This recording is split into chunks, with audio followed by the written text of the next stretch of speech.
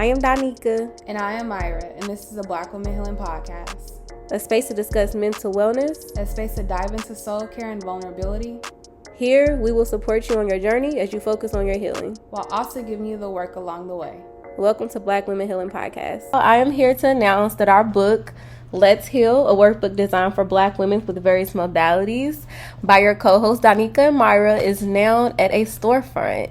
And so the storefront is Urbana Goods. It's a community store that brings an upgraded experience of connecting with the community with small crafting gatherings and workshops and supporting other local businesses by housing and selling their merchandise, such as us. And they even sell some of your typical items from the local convenience store.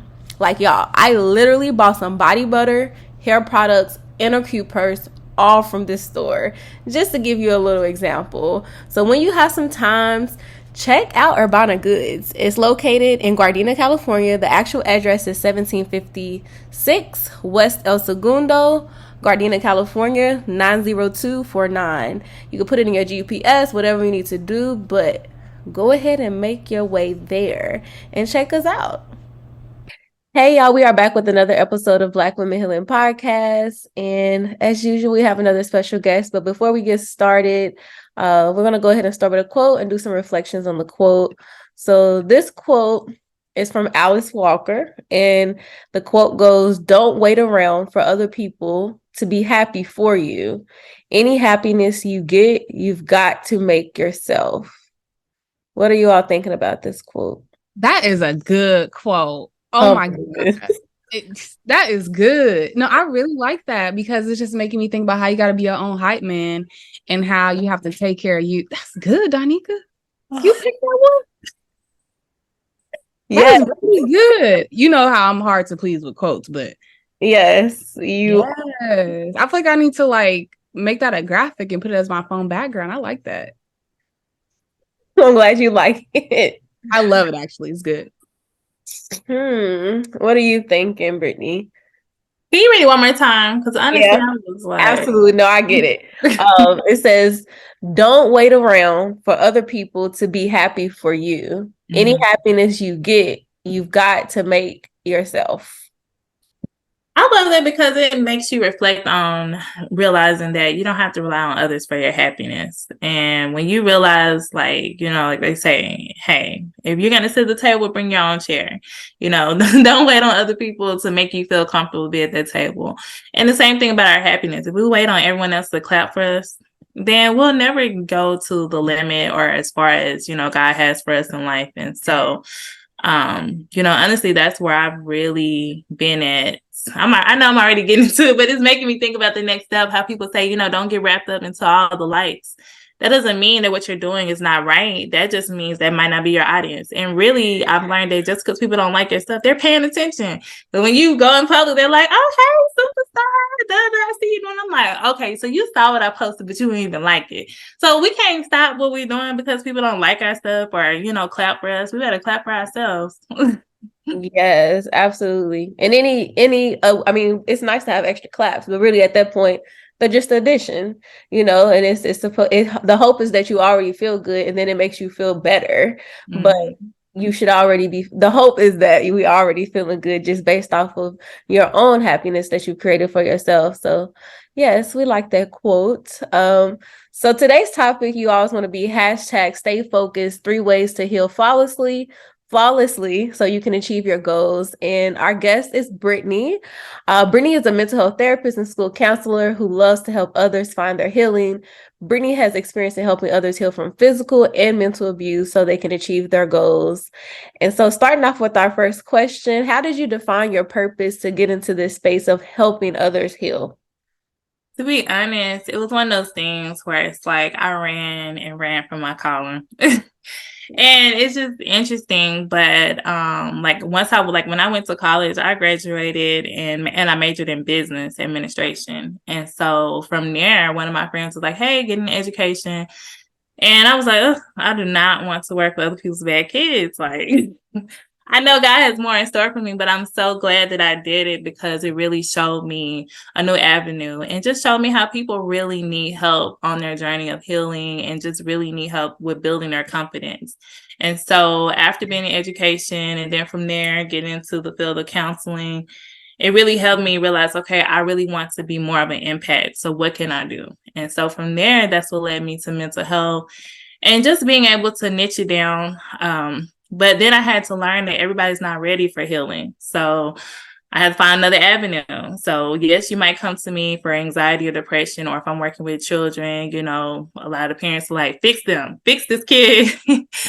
But then when you get deep, you're like, it goes all the way to something in your inner child, something that you did not heal or deal with, or you're just kind of stuck there and, you know, like hurt people. And so it comes from that and just helping even my adults realize like, this is not something that just happened. This is something from in your inner childhood. Yes. Thank you for talking about your journey. I love the way you like frame your topic. And so we want to ask about hashtags in particular, because they're not talked about enough. So what is your take on hashtags and how you got to using this in your talking points of healing? So for me, I started using it more because I was like, okay, you got to follow the trend, especially when we're dealing with our youth, teens, our young adults. It's like, you got to be trending.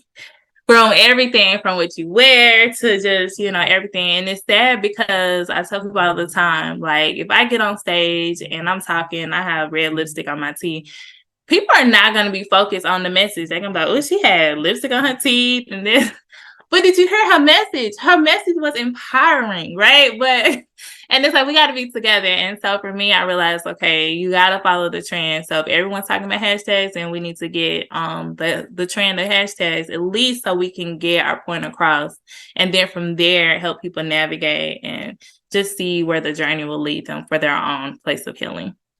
Yes, that is so true when it comes to kids, because I feel like that's the only way I'll be knowing what's going on in pop culture, because my clients come and talk about it. So when they talking about whatever music, and I'll be like, they do not be vibing with me. So I feel you on that. I literally have one client where every time we talk, she's like, did you listen to that song I told you about? And I'm like, yes, I did. And we talking about it. So that's definitely true. What have you discovered as the top 3 ways to heal in your experience? Well, first, it comes down to understanding that no one ever taught us how to properly heal.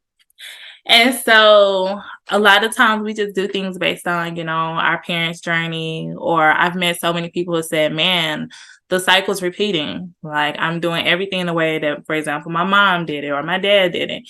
And so it helped me to realize, okay, we have to understand that, okay, it's okay to understand that we have not been taught how to heal, but we also have to understand that we have our own journey when it comes to healing. So I've heard, especially dealing with like a lot of my grief clients, people tell them like, hey, you're not over there yet. Well, to be honest, grief, you don't just get over it. That's just not how that works. Like, and if I need more time to process, I have to understand and be real with myself. Okay, I need that time to process. And so I just really encourage everyone to have their own journey of healing and really take a step back and understand, what does that look like for you? You know, not what it was for your family, your siblings, but what does it look like for you? So that's number 1. Number 2 is really, really, really just having that alone time to meditate, journal, just really get those thoughts out of your mind. I talk to so many people, it's like their mind is racing. And it's like, you got to get it out of your mind. That's why you can't sleep good, because, you know, when you lay down, that's when it's the quiet time. And so all these things are going through your head and you're like, just write it down. Like I tell people. And then 30 days, if you write daily for 30 days, you can go back and look and say, hey, okay, no, I'm not really tripping, or this is something I really need help with, you know, and it kind of helps you know, okay, am I more in that good space, bad space, or do I really need to go get help? And number 3, I always tell people it's okay to go seek therapy. I've met so many people who said they went and that wasn't for them, but I'm like, go to someone else, find someone else who's your cup of tea. And, you know, on the other side of that, for therapists, it's like, okay, sometimes we have clients that's not necessarily our cup of tea, right? And we have to be like, okay, you know. But you, as you work with people, you get to understand each other's background, and it really just helps you to navigate life and really take a view, a value part of your life.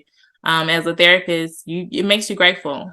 You know, after you listen to so many different people's journeys and perspectives and things that they've gone through, you're like, wow, you know, I'm just really grateful that I can be the one to help people along their journey of healing. Thank you for that, Brittney. And you mentioned meditation and journaling. And what I want to say to our audience is you don't have to do the traditional way. Oftentimes I have clients that come there like, I don't like writing down stuff. Okay, well, record yourself talking. You can do a video. You can just do a voice note. And when it comes to meditation, you don't have to do it the traditional way either. It could be a meditative walk that you do. It could be you twerk, and that's a form of meditation for you. Look up the purpose of meditation and start to challenge yourself and think about what are ways that I can do this that makes sense for me, right? Like these practices are helpful, but you don't have to do the traditional route. So I also want to remind us, our audience, of that.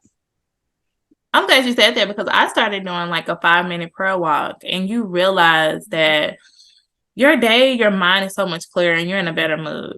But it's just, we got to find a way to do it for ourselves. Like, I never read that online to go do a prayer walk, but I was like, look, I need a break from these kids and everybody. What a prayer walk is, because I have never heard of this. What is a prayer walk?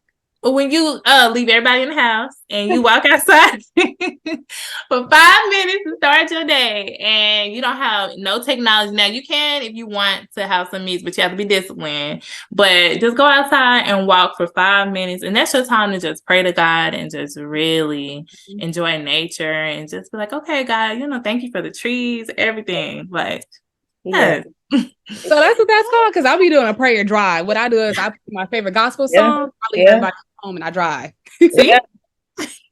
All of that. Yeah.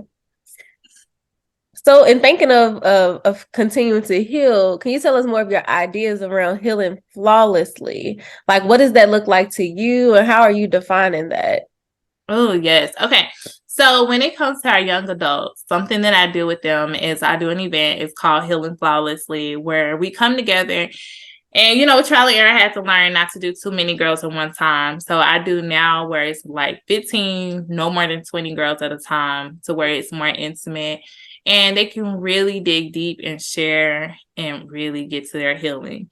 And then after that, I do the self-empowerment piece, which I love that part, because now I'm boosting your self-esteem back up. You get to walk the red carpet, put your crown on, and just know your worth. And that's something that I really enjoy doing with our youth. Now, when it comes to our adults, I had to find another way to do it. And that one is just basically focusing on self-care. So I started doing mental health self-care retreats. We'll have one in September. So we're excited. We're going to be going to Key West, Florida. But I realize it's so much about changing the environment. And so that's why we travel. And it makes you get away from your norm. And you're in a circle with other women who want to embrace life and who want to have self-care, but also they're like-minded. And then when they get there, they don't even realize, they're thinking, oh, I'm just coming, give me a trip away from home. But when they get there, no, honey, we're going deep about your healing and, you know, just really go to the inner child. But you can also have fun and build yourself back up and just really take the time to just reflect on yourself. So. Yes. Yeah. Yeah. Most definitely doing the work. And I'm thinking, as you talk about this, like you said, sometimes it's nice to remove yourself from the environment. And I'm thinking of, I mean, the Beyonce song comes to mind for sure. Like the Flawless. I know you play that. I know you play it. I know you play it at the retreat. You have to. But like this flawless piece of just feeling good, even when we are healing, you still can feel good about yourself, you know? So that's what I'm getting from that. And we most definitely will be sharing your information in the description, because September, are you all still accepting people for the retreat? Yes, we are for September. I cap it off at 20 people, but the way I set it up was where they can bring their friends too, so they can share a room, but it's all inclusive. So except for their flight, I have to make sure I say that, because people are like, my flights? No. But your food and all your activities that you're doing, it is all included. So this year we're doing it to where you can do 2 a year. So this one will be September, and then the other one will be in either April or May of next year. Okay. Yeah, that's nice. And thinking of this hashtag piece, I think of for sure social media. So how do you personally manage social media healing and real life healing in your everyday life? You know, it's really hard, because when you get into the field of mental health, it's kind of like it removes the lens from everything. So it's like it's almost like you almost want to diagnose everyone or where everything comes. So it's like when you are in the middle of conflict yourself with someone else, it's like, okay, you know what? You're doing this because you didn't heal when you were younger. And it's like, really, we all have things we haven't healed from. Mm-hmm. And so really just finding that way to just say, okay. So when it comes to social media, I take breaks from social media. I think it's hard when you're an entrepreneur because it's like, okay, I need to be posting daily. I need to be doing this. I need to be doing that. But we have to put our own mental health first. And so that's why I had to, hire an assistant. Like, she can keep everything, I've trained her very well. She's amazing. She can keep everything running for me. That way I can take a break that I need. And then when it comes to myself, it's just really understanding when I need a break. Because a lot of times we're like, go, go, go, go, go. When you're a wife, you're a mom, we're working, we're listening, to people's problems all day long. We're trying to fix everyone, right? But really, we're human and we need a break. And so I've learned that, okay, I have to schedule it out ahead of time. Like, this is my day. I'm not doing anything. And also, when you see other people, they get to a place where they break down or they're not able to move forward or they have different life challenges that come in the way. And it's like, man, they were doing too much. And it's like, I don't want to be that person. So for me, I'm really big on, okay, planning it out and don't let anyone take it off my calendar. Don't even try to bend it because I've done it so many times. And then I'm like, oh, I'm the one that's suffering in the end. Yeah, absolutely. Yeah, I think that this social media piece, and I think thinking of social media healing, I think sometimes folks will be like, I'm dealing with something, go on social media and find a hashtag for it. And as we know, there's so much information out there, and they might look at a video and be like, okay, I'm better, everything's good. And really, it's like you still have to do this real life piece, which is not saying the video is not helpful, but what are you actively doing with that information, right? Are you talking about it? Are you talking about it with support people? Like, what's happening? And so that's why I'm just like, social media healing, real life healing, it's a thing. It's different, right? Yes. And that's another thing. I see so many people will be like, oh, I watched this video, but that's just putting a Band-Aid on it. That's not helping you at all. So what happens when we pull that Band-Aid back? Your scar is still there. Mm-hmm. Exactly. Thank you so much for joining us today, Brittney. As we wrap up, we always ask our guests if they have any takeaways for our listeners.